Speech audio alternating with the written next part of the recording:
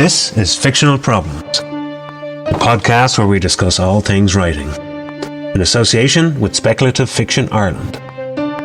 On today's episode, we're going to be continuing a discussion in relation to identity fiction, with a particular focus on Star Trek.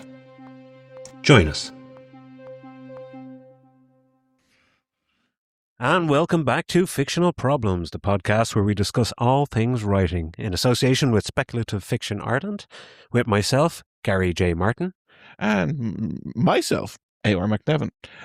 So, today we are going to do a little bit of a closer inspection of recent science fiction property. Yes, well, I get to launch a rant again as Gary fixes the clock. So I saw this video recently, and it was a short featuring a writer from TNG, from the Next Generation. That is my preferred generation of Star Trek. As I watched TOS, I thought it was grand. Yeah. I probably couldn't tell you the names of the episodes, but I can tell you the stories that were covered, that how seminal it was. There was some bad, there's some bad and some good. Yeah. But it was a unique vision, certainly at the time. Absolutely, yeah. And that's something actually I want to get back to as well. So TNG was my Star Trek. Yeah, same here. And it's similar age. We are, yes. But for me, it also was. I had a science/physics teacher who only in fifth year did I discover that she watched this, and it became part of our conversations. There was an episode where Worf went through parallel dimensions or parallel, and she chatted to us, myself and a classmate, about how that's this quantum physics. And this was a 16, 17-year-old going, this is real? What? And it was Did you not see the sliding doors on the shop front as well from Star Trek? The infrared doors. No, not that sort of way. I mean, the science was real. Don't. I'm just being facetious. Sorry. Yes, you are. Don't get me started on the crap of the futuristic crap of futurism, all that is. But I digress. So the writer was talking about how he pitched an idea. This was before Gene Roddenberry passed. He pitched an idea to Gene Roddenberry about Q, that Q faked losing his powers, and then led the Enterprise on a adventure all the way around the galaxy. There were Klingons involved, with all this other stuff. And Gene Roddenberry said, "Okay, but what's it about?" Right. And the right one, Q is in it. It's a chase. It's a chase movie. Klingons. It's going all the way around the galaxy. And no, what's it about? Yeah. And the writer went away and came back with the Q episode where he actually loses his powers, and he has to find his humanity, where a god has to find his humanity. That is what it was about. And the writer said, and it may have been Brendan Braga, I can't remember the name of the writer. He said that every time he talks to a new writer these days, that every time someone brings a story to him, it's like, no, what's it about? Yeah.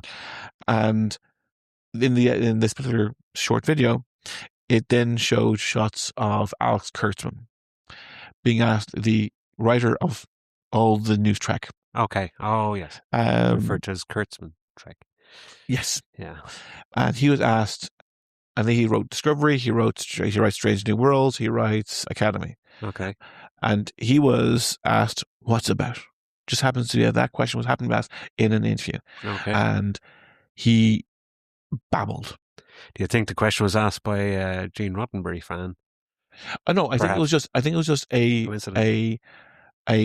shill journalist or a shill YouTuber asking a very simple question. Yeah. And he not being able to answer it without relying on identity. The answer he gave was, ultimately after babbling, was, this is about a female Klingon taking control of the Empire. This was in the first season of Star Trek Discovery. Okay, yeah. And that's it. Yeah, that's not what it's about. That's what happens. That's the function of it. Yeah. That's the action of it. They are things that happen, not what it's about. Yeah. And you could have went deeper in that. Well, this is about a person struggling in a environment that even their gender is not allowed to be in the past. That they are looking at how that they can affect social change. Mm-hmm. These are very progressive things you can say. But he didn't know. He couldn't say them because it isn't about that for him. It's about a showing of a thing. It's like, look how great we are. No, you're not. You're like, it appears superficial. Exactly. It's on the surface. Like Measure of a Man, the Data episode. Yeah. It's a courtroom episode. There is 6 speakers, I think, in the entire thing. One of the greatest episodes. Yes. Melissa Snodgrass, a one-time collaborator with George R. R. Martin. Fantastic writer. Yeah. She just delivered a fantastic piece. Yeah. Like, even the things that like, say, like, there's only 6 there's 6 speakers in that, because there's the 5 people directly involved in the thing, and then there's Guinan. She has seen it, and Guinan is there as a African American woman. She does this wonderful piece of basically allowing. She almost drags Picard to the conclusion that, and she has such a blank face expression, and she says, "I think you're." And she's even every line in that you could pick apart. We talked about dialogue. Mm-hmm. Just like, she is just so po-faced, shows a straight face, going, "Well, I think you're exaggerating about that," and he's not. Yeah. He's talking about a slave race, and it is. She doesn't need to go to express, like, to the better word, express her blackness, or express her culture. Yeah. We all can see it. Yes, we all can see it quite clearly, plain as the nose in her face. Yeah. We can absolutely see who she is, why she's saying these things, and even though it's hundreds of years after present day, it is a person, an actress, a character delivering these lines. You look at even to an audience in the 90s. Absolutely. Yeah. You look at, like, we could spend the next half an hour just taking that episode apart. And, like, when Riker gets chosen to be the prosecutor, he gets threatened. Either it's a summary execution, essentially, of a friend of his, or he has to fight against him, and he's then given access to Data's spec.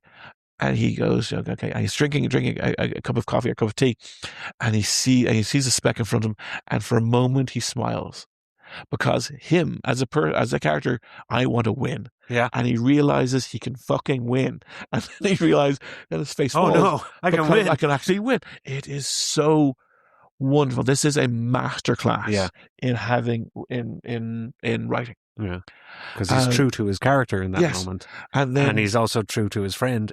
Yes, in the moment after. Yeah, and indeed, even if you wind back to the start of that, where Picard tries to talk Data into going, and Data goes, "Oh, it's because I'm not biological," or "We should replace all our eyes with Geordie's eyes because they're better." I said, "Oh," and he shames his boss, and he forces Picard. It's such a wonderful. It's 45 minutes of television, and it's absolutely fantastic. Yeah. It's a deep investigation into humanity. Yes, and the conclusion is, we don't know. Yeah.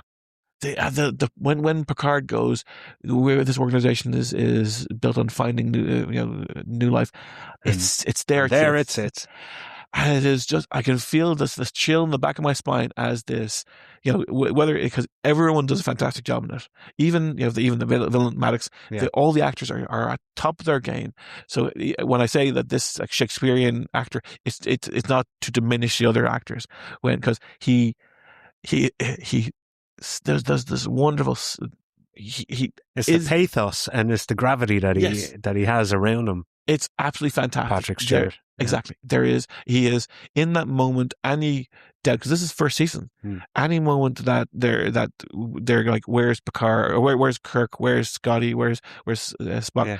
By that stage, it's only, I think, like episode 9, I think, of that season. It's very early in, and it just does such a fantastic job of just delivering. Again, everyone's like, "Who's that Kirk guy?" Exactly. This is my boy now. Exactly. It was Picard for life. It's such a wonderful moment. Yeah.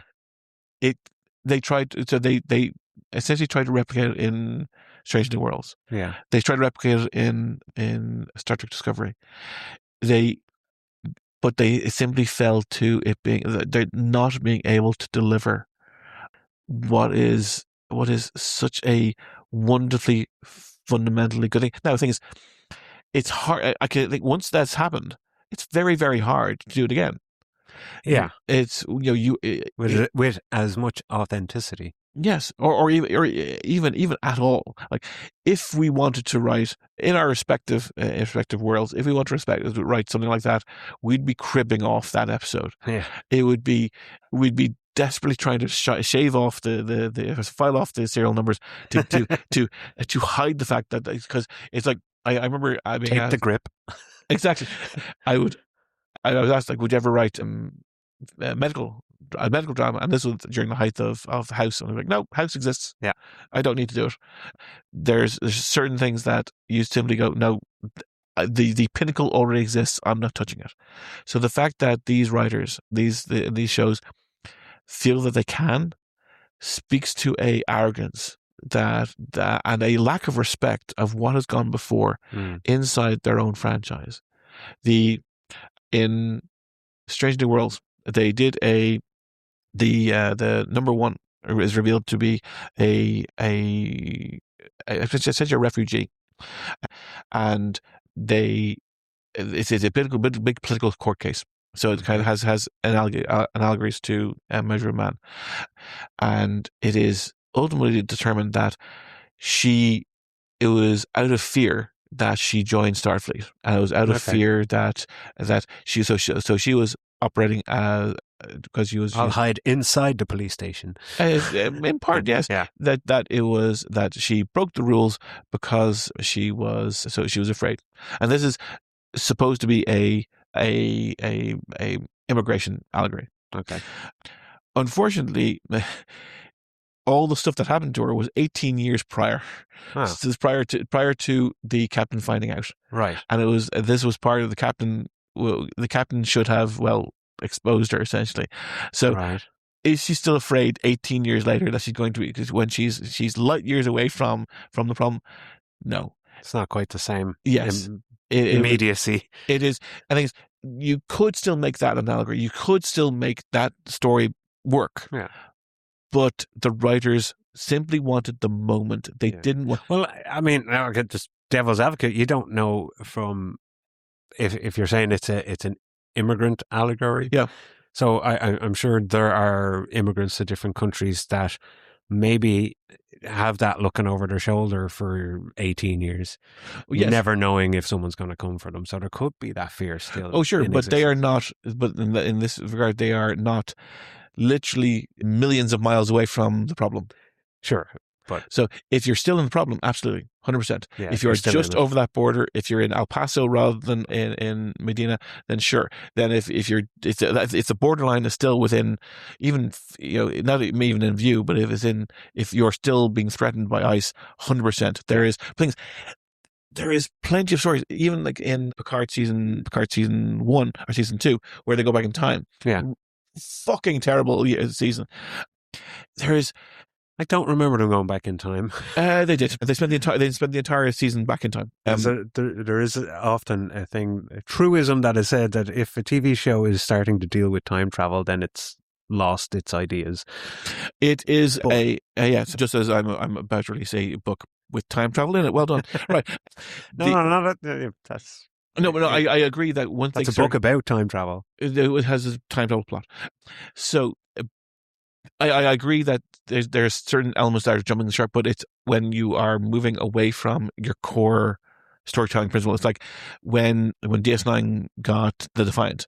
Yeah. They suddenly had all these stories they could have on ships. Yeah. It's like, hell with DS9. Exactly. We're out of here, losers. So all the stories that had left over from previous ones or previous shows that, okay, we can retrofit them for now for DS9. We got a ship. We have a ship. We're mobile. We can feck off somewhere else. Yeah. So when you think about it, DS9 is like, okay, after a while, it's like, it's only stuff that happens in the station. Yes, but Babylon 5 did that too, and Babylon 5 did it fucking better. So, and indeed, there's only one episode I can think of that happens the action happens off station. Okay. Babylon 5. Other than the final war that takes them all the way back to Earth. But there's one episode where they are off planet. They're essentially on the drowsy homeworld. But the vast majority all happens on the station. Yeah. So these show. I wonder what these shows are for. Again, we can't find ratings. We can't. So they're being given seasons, and indeed they claim, oh look, we did 5 seasons, and TNG did 7. TNG did 7 seasons of 22 episodes apiece. Yeah, slightly different content volume. Yeah, you're doing 5 seasons of 8 episodes apiece. Yeah, not the same. Which in itself is a terrible situation for the TV world to be in. That an entire season is essentially a mini series now. Yeah. No, and I think if you look at it, like Shogun or Roots back in the 80s, when it was these like 5 episodes or 6 episodes, and they served as those stories. Yeah, but it's not. But we never looked for Roots season 2. We never looked for Shogun season 2. No, that used to be the event. Exactly, there used to be TV event of the year. Yeah. And indeed, if you look at say BBC, which always did 6 episode runs. If you look at and Channel 4 did 6, 8, and 12 episode runs, they don't get locked into a year. It was like, say, Taskmaster is on its 20th season. No way. And I thought it started about 10 years ago, because they can do basically 2 seasons a year. Then they do the Christmas special, and then they do another 2 seasons. So they essentially are doing what they're doing 24 episodes essentially in a year. Okay. Which is great. Yeah. And they have 2 different sets of cast, and they do all that. So, Taskmaster's fantastic. Jason Mark-Dukas, fucking best episode, best member of that. I feared that he would be terrible. He is by far the best contestant they've ever had. There's a supercut of all the stuff. I highly recommend it. But I digress. All these stories that are being put out now, I'm not certain what their purpose is, because it's not to entertain. What is it about? Yeah, what are they about, these stories? What's the question? Exactly. What are each of them about? And when you have about 100 million. Yeah, they're about 40 minutes long. It's like, oh, let's have a Klingon who doesn't want to be a Klingon. Great. Okay. We can actually do that. In fact, we've done it before. It's like they say, Worf's son Alexander didn't want to be his Klingon. Didn't want to be, despite the fact that he was mostly a Klingon. He wasn't. He was more human than Klingon, having been raised by human parents. What was the scene in Voyager, B'Elanna Torres, when the Klingon arrives and he's like, "Where are the images of Kalis?" And she's like, "Oh, they didn't match with the carpet." Yeah, and because she had a problem with her Klingon anger ruining relationships for her. Yeah. So they've already dealt with that sort of thing. Mm-hmm. Can you deal with it again? Yes. But you have to bring something new to the occasion. Yeah. That could you have a high school Star Trek show? Yes. They've done it. It's what first principle or first responsibility. I can't remember. The Wesley Crusher episode where they do the star maneuver. They're in Starfleet Academy. Yeah. And they kill a guy dies, first duty. And there's a training accident. Or it's a display accident. And Tom Locano as the leader, he gets kicked out, but then he comes back as Tom Paris. Yeah. Was it something Locano? Anyway, but yeah. And Seto Jaxa, who comes back later on in Lower Decks, the episode, which again, fucking fantastic. That was a season 7 episode, which was lovely. Yeah. About peer pressure and it has all these different elements to it. Could you do a full season on it? Absolutely. Could you show the difference between the utopian lifestyle that everyone thinks about I think, or even let's explore, rather than going juxtapose it, rather than deconstruct it, actually spend some time and going, actually, this is the utopia. This is what we want to have.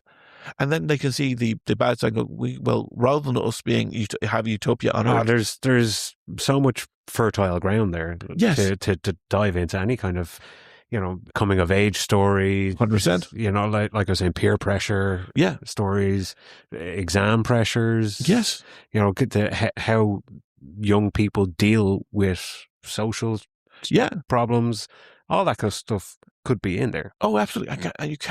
You imagine what effect technology has on kids today? What does replicators have on kids today. If you have someone who has an eating disorder and they can get cake, I'm being facetious here, but you can sit, you can binge eat in front of a replicator. Yeah. There's no loss, and it is the best stuff you've ever tasted. Like, how will that deal with? How will someone who is trying to come to their own body image deal with having that sort of thing and ready supply? It sounds like they should do a show about Starfleet Academy. It'd be fantastic. Yeah, like that's a pity they didn't. They didn't. As you mentioned, like the idea of exams, like everything we've seen about Starfleet Academy from the other shows, particularly from Wesley Crusher's point of view, is they have to be top of the class. Yeah. They have to be A students to get in. They have to be fucking great, not former criminals, not people who are picked up off the street. They have to be the very best at what they do to get that far. They are the cream of the crop. And it is, and then you can have a situation where the person rises up who is like a perfect example of someone who is beyond their scope. The Duncan Egg story, the Night of the Seven Kingdoms. Yeah, he is. Have you seen it? Yeah, it's fucking fantastic. It is amazing. Yeah. It is fantastic. It's one of the best things I've seen on TV in a long time. In a long time. The only problem I have with it, each episode is half an hour long. Yes, and it's only 8 episodes. So again, why can't we have more? Both Dunk and Egg are people who are not who they want to be.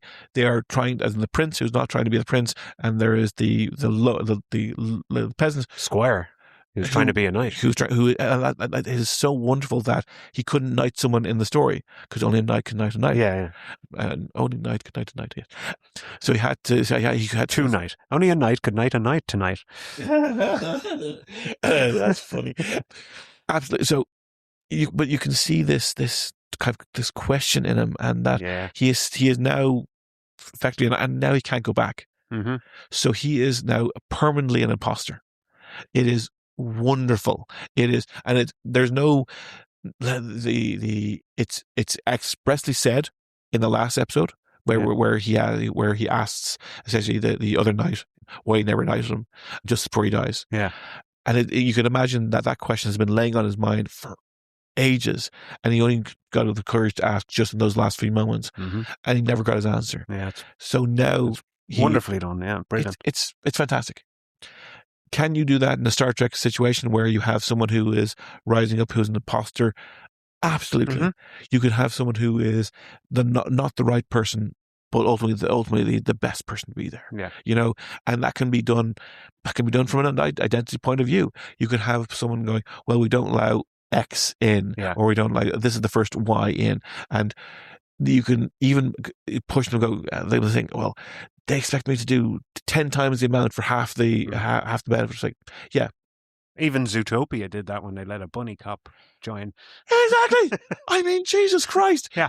If you can, how well done was that? You can get an animation to do better. This is where, like, it's I can't. There's one on the tip of my brain, but there these wonderful examples of, it's like when it's almost like there's this big, I was about to say big woke eye, but big it tends to be left wing, because left wing tends to be the ones that do the cancel culture. That has like scanning, a big eye scanning, eye of Sauron. A big eye of Sauron scanning every product that comes out, every story that comes out, and you have to sneak through, and then you get your Zootopias. You get a person who goes through a struggle, goes through a story, goes through a narrative to get to the end, and it is wonderful because it doesn't fucking matter. It's a bunny. It matters that bunny is us. Yes. It's everyone can see that bunny in themselves. Everyone's a bunny. Everyone's a fucking bunny. Or a fox. Or occasionally some. Many are foxes. It is. So when you have this wonderful, I think that's one thing, like, I started off life, or I started off my writing focus, writing screenplays, as mentioned before. For a brief time, I had a literary agent in the States, and that was my dream, that I wanted to basically write TV shows. And in another life, in another path, won't go into this. You want to go to Hollywood, baby. I could be in Hollywood, baby. Yeah. And these days I look at it and go, I'm glad I didn't go there, or didn't get didn't have certain degree of success, because then I'd be stuck going, I do not want to write this sort of shit. Yeah. And maybe it's you have decent writers who are stuck going, I want a career, and I'll pump out what's asked of me. Needs to get paid. Yeah, they need to pay their mortgage. Yeah. But then you look particularly look at Alex Kurtzman, and he is responsible for this utter shite. Death of Star Trek. And yes, he has killed the franchise. There was recently he was. Oh, sorry. Just saying. It came to my mind. He was discussing the backlash that the Starfleet Academy was getting, and he was essentially saying, "Don't give out about it, or Star Trek's going to go away." Exactly what I was just going to say. Oh, right. Yeah, 100%. Yeah, good. Well, yeah, but it's let it go away for a while. But even unpack that statement. Yeah. Does he know it's shit? He must. Does he? But does he know it? Does he know it's shit? Or if it goes away, then yeah, it goes away for a while. Yeah. I don't get paid if Star Trek goes away. You already got your apparently $160 million dollars for 2 years of work in trashing a franchise that I like. The stories, like I used to talk to my physics teacher about it. I talked to history teachers about it. This one was when I was a kid. Yeah. I used to talk to English teachers about it. Like I have found, and it's almost. I remember being slightly shamed by this in the past. I found a love of Shakespeare through Star Trek. Yeah. I didn't. I thought Old English was this is terrible. I was wrong at about, and when I saw Shakespeare through Star Trek means when I saw them using when they talked about like say Data and Picard talking about different things, like saying Christmas Day speech or Macbeth or things. It was only when I was when I had almost left proper school, as in secondary. When I was left secondary, I repeated my leaving, and in that year, I remember there was this. I could feel the metamorphosis happen. You had a come to Shakespeare moment. I had, yes, but it was through the vector of Star Trek that I found that look. I always try to, when I'm having conversations with people, to say I don't like science fiction, or I don't like fantasy, or I don't like science fiction. That's Star Trek is where I go to say it's not about blinking lights and lasers. Yes, it's not about warp cores and aliens. Yes, it's about the stories that are told in these series. Yes. And as we were talking about, the dressing, the scene setting is science fiction. Yeah. But at the core of it is deeply human stories. Yes. That speak to so many people on so many levels. Yeah. And that's science. That was the brilliance of Star Trek. Not all science fiction, obviously. But, absolutely, yeah. But when I talk to someone that says I don't like science fiction, and I was like, I not that I get offended, that someone doesn't like something that I love, but I am like, well, what is it you don't? Yes, like, because if you pay attention to what's going on in a particular Star Trek episode, it could be about drug addiction, or it could be about anything. Yeah, and then, like I said, just the furniture is blinky lights and exactly. Yeah. So it's like if you list off say the 10 greatest episodes, or if you go through the episodes and go, okay, which are the ones that really stand out to me, the only one that stands out to me that has special effects to it is Yesterday's Enterprise, where the Enterprise C comes through a temporal rift, and there's a fight between the Enterprise D and a few Klingon ships. Yeah. That's not great special effects, but of the time it was fantastic. But there's a line in it where Picard goes, well, we could outrun them, but we have to protect the Enterprise C. Yeah. Let's ensure that history never forgets the name Enterprise. And that makes me cry like a fucking girl every fucking time I hear it. Aww. It is just, I will weep like bitter. Tears will well up in my eyes whenever I hear it. When he delivers that, when history never forget the name Enterprise. And there's just this pause, and he hits the note. Again, great acting, but also great writing. And it's just like all the other episodes are Inner Light, which is about someone living a life, like one coming to terms with living a life, of coming out of, say, there's an old, I think it's Confucius. There's an old Chinese, Chinese poem, I think, Okay. about, and someone, and Bob, our listener, will probably know it already, where am I a person dreaming about being a butterfly, or a butterfly dreaming about being a person? Mm. And in that episode, Picard first has to realize that has to come to terms with the fact that, hang on, have I actually spent my what I feel to be my life dreaming about being Picard? Yeah. And actually being Gaiden, I think his name is. And it is, that is trauma. That is dealing with trauma. And it is, we were very worried about you and you're coming out of it, and then dealing with a narrative about coming to terms with a relationship that was on the rocks, that we had to rebuild. I think it's rebuilding a relationship. Family is so much harder than actually breaking up. Like that's the path that story takes. It is opposite to so many other paths. It's about, rather than him going off, he could go, no, hang on, I am Picard. I'm going to figure it out. Yeah. Almost every other show I could think of would do that. But no, it's stuck inside this, what he probably existed until the end of his days, until not Braytac, what is his name, appears at the end as the younger version, basically says, thank you, old friend. And I was real. I was right. Yeah. And it was the old man. He lived a full life with a full family, and he only at the end goes, and it's 40 minutes of his life. And he remembers it. He gets the flute, and it's of importance and all that jazz. Then you have Picard season 1, where he's like, no, he never had a family. He did in her life. He did. No one else knew he had a family, but he did. Yeah. So he didn't have to have that. He didn't have that trauma. Or like the other one that jumped out was Chain of Command, where, again, not very special effects heavy episode, where you both had Jericho on the Enterprise running around and changing everything. Yeah. In any other situation, Jericho would be a hero. But because he's messing with our friends, our TV friends, wonderful. And then it's the, like, why are you upsetting the whole thing there? Yeah. What are you doing? And the two, him and Riker, really butting heads. Yeah. And indeed, the line about Troy wearing a uniform was because Marina Sirtis didn't want to wear, didn't want to stand out anymore. She wanted to wear the uniform as everyone else. She was a lieutenant commander. Yeah. Like, so fine. We'll use this as a vector for her to be in her uniform from then on, which was great. But it's the four lights thing, the torture of Picard. Yeah.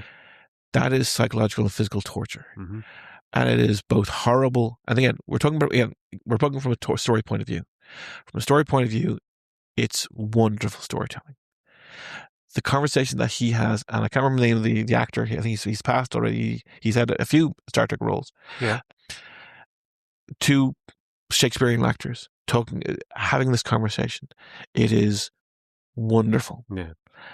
And even as a 15-year-old listening to that for the first time, I was meeting a friend of mine thereafter, and he was walking from his house, and I was walking from my house, and I could see him at the end of a road, and we walked to the center of the road. It was about 7 o'clock, 8 o'clock on a Saturday evening in the middle of summer. We walked down the middle of the road towards each other, stopped about 30 feet from one another, and at the same time, at the very same moment, shouted at one another, "There are four lights." And we walked towards it, and that was pretty good, wasn't it? Yeah, and then we did the usual kind of banter. Yeah. Oh, that was great. There are four lights. There are four lights. And the fact that Picard confessed to Deanna afterwards that he genuinely saw three. Yeah. And it was just, and that's the thing. It's mental fortitude right there. No, but it's he failed. He said he admits failing. And that is wonderful, because he was about to fail when he was rescued, essentially. Yeah.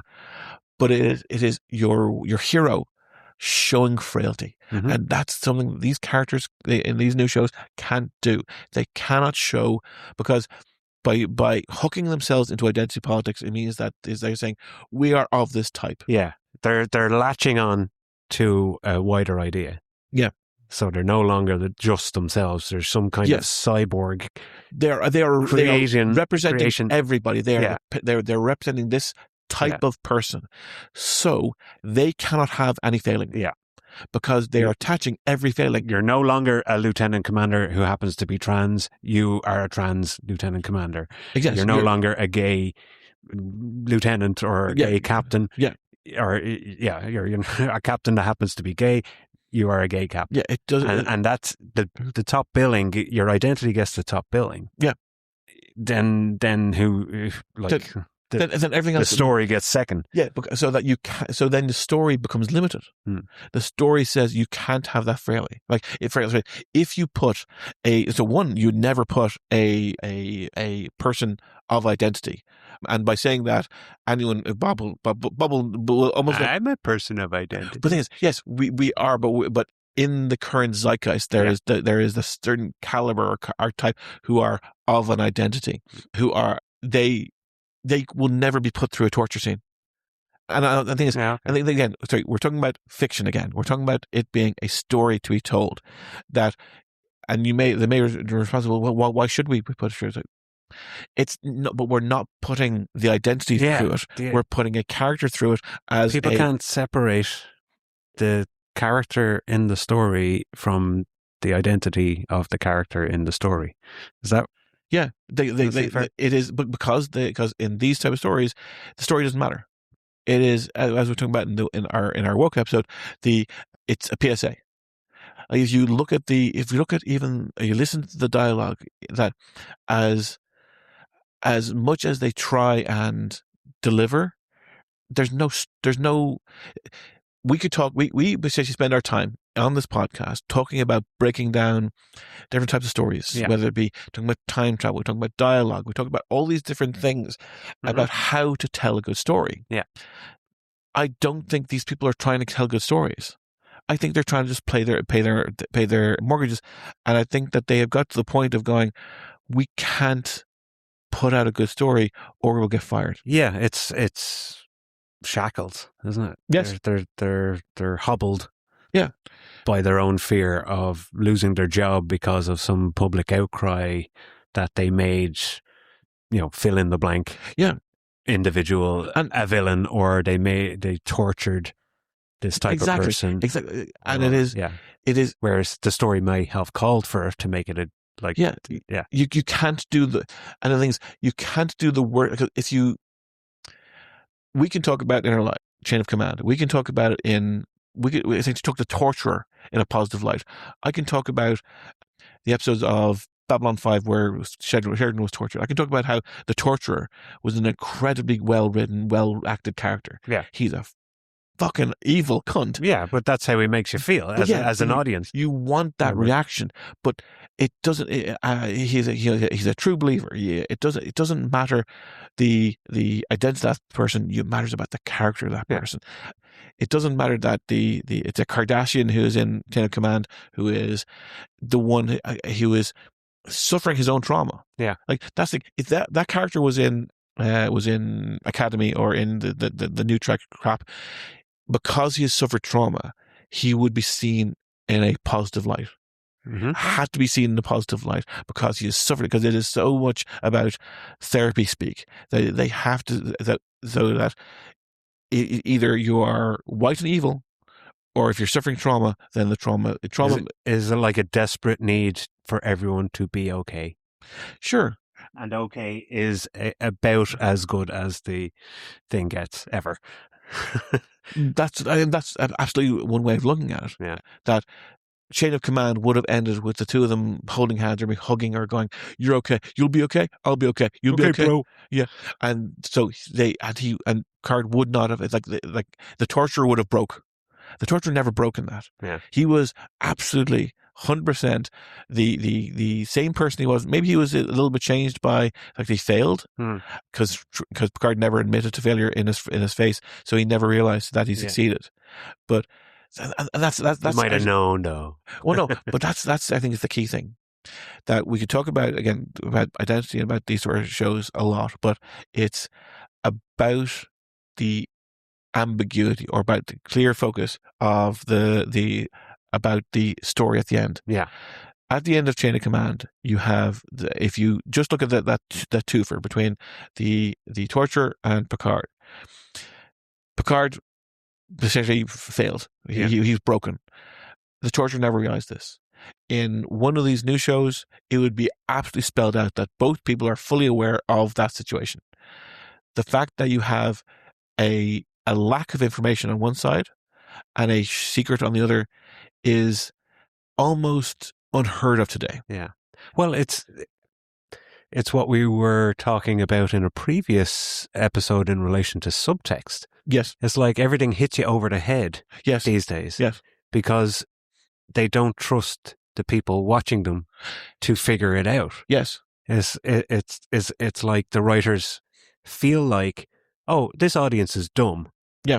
So we're going to explain everything. We're going to spell it out like they're a 5-year-old. Yes. And we can't have ambiguity. Yes. We can't have anyone being unsure about what I actually said about that person. Yes. Or what they actually think. Yes. Everything has to be all out in the open, all cards on the table. Yep. There can't be any room for ambiguity, mystery, yes, because subtext. Yes. And subtext is key to making a good story. Yeah, absolutely. Because you're dealing with flawed people. Yeah. And that's where I think the difference is that none of these new characters are in any way flawed. They are pinnacles. Yeah. And in an opposite way of what we talked about before, as in to get in the academy before, had to be the best of the best. Yeah. But the best of the best still carry with them trauma. They still carry with them issues that they need to address. And everything they've done to become that. Exactly. For example. Like you ask anyone at all who is a straight A student, and you're going to find just a litany of problems backing that up. Now, they got there, they succeeded. Anyone at the top of their game is going to have a litany of, maybe not all would have, I'll list off a bunch of things. They won't have all of them, but you'll definitely go, oh yeah. Like they'll have regrets, they'll have suffered traumas, they'll have lost friends, they'll have lost family members. If they ever had friends in the first place, oh, yes. because their parents never let them go out and had to have them back doing homework. Yes, or they had to be on the track every night, and they had to do no television, so they didn't have anything to relate to the other kids about. Exactly, they never watched Star Trek because their parents wouldn't let them because they didn't believe Star Trek was something worthwhile. Oh yeah, or that there was, for example, they had to be they had to do they had to be on the track or in the gym or at the had to do the thing that they had to do. And then had to get home, do their homework, then they have to do their thing. So what these shows are failing to do, in reality, is representation. 100%. Well, the thing. Oh, so let me just. I would say my knee-jerk reaction was yes, 100%. I would say that they're failing to do. They want to do representation in a certain way, and they are abjectly failing at that representation. Yeah. Well, representation of human beings. Well, no, because they want to represent the identities. Yeah. But, and no one is just one thing. 100%. Now this is actually, I did we should finish up soon. So I did I think I mentioned this before. I did one of my degrees is in game design, and we didn't do a final thesis, but we did do various projects along the way. Yeah. And one of them was, essentially, I did a discursive piece about Divergent, and how in that you are said to be you're either erudite or dauntless, or you're one of 5 different things. Yeah, and to be if you choose. And you can choose to be another one. Yes, yeah, absolutely. So what's the point? Yeah, so either you can use the sorting hat to go to a specific location, or tell the sorting hat to fuck off, and you can choose yourself. Yeah. So that's already broken. But where's the janitor class? Oh no, the janitor class was there. Was there? Yeah, there were. I think it was erudite. No, erudite was intelligent ones. There was the compassionate ones. They basically who did charity work. I just remember. Anyway, sorry. But I basically, so I essentially, in that, to be divergent would be 2 things. So you can be brave and intelligent. That's most fucking people. So it was really fucking bad. I used that and I compared it to the classes the clans in Vampire the Masquerade. Yeah. Where you can have, say, a the Ventru are the noble class, the nobles, and the Bruja the Bruja are the rebels. Yeah. You can have a rebellious Ventru and you can have a noble Bruja, and by just having swapping those two words, you have two different character types, and it's fantastic because you just go, okay, yes, he is coming from a noble background, but he's a fucking killer. This guy is coming from, like Robin Hood was a noble. 100%. But Robin Hood could be a Ventru who's a rebel. 100%. So you can. So we're not one thing, and by labeling these characters of one type, that you're not. And I think that's why the shows are failing. Yeah. That they decided that the audience was a certain type, and didn't have and lacked a certain maturity, or I don't know what it is. They lack a certain perception that they have to be just smacked around with it a little bit. Well, I would say that the audience that they thought was there is also kind of foolish, because they wanted an audience that would like this sort of stuff. Yeah. And an audience that would be essentially have that dictated back to them, have an echo chamber, have a bubble. Yeah. And while there's that idea about modern audience, a modern audience is, again, it's like the term woke. You can apply the term in so many different ways. That yes, there's a modern audience that exists, but not how you're not how Kurtzman is defining it. Because Kurtzman has just found out that he's made his bones. He killed a franchise. Yeah. Dead. Yeah, just fucking flat dead. Yeah. And I, for actors and actresses who, some of which I respect, as in like Paul Giamatti, sure, he happily worked. He took his money and walked. It's a horror show to be this bad. Like, I remember in school, we can do better, people. We can do better. Yeah, I remember in school that that normal people were talking about Star Trek, Red Dwarf, shows that are now so fucking niche that they wouldn't be talked about anymore. So yeah. So that was that. Okay. Wow, that's another one. Yeah, well, it's just these shows will they'll die off, and I can only hope that someone will realize why. Like a tree branch that the roots just don't go to anymore. Yeah, like after season 3 of Picard, which was fun. Season 3 was Terry Matalas came along and did a fantastic job. Yeah. It's a really fucking good job, and I really respect what's come before and build on it. When they had the Enterprise G at the end with 7 of 9 as the captain and all the crew around her, I was like, yeah, I'm fully on board for a TV show. Star Trek Legacy, give me Star Trek Legacy. I will watch the shit out of this show. Sure. Kurtzman decided, no, we're going to do Academy instead. So he saw this. He saw someone else coming in and doing a much fucking better job than him. There's a difference between being a head writer and a head of a studio, head of a franchise. You have to allow for someone who's better than you to come in. Not in Hollywood. That's your job, Gan. Yeah. Good luck and thanks for playing. Do not collect €200. Do not pass go. It's already fucking collected 160 million. All right. Well, we'll wrap it up there for today. And rant over. Rant the first over. Rant the second about to begin at some stage. Yes. And we'll talk to you then. All the best. Keep watching the skies.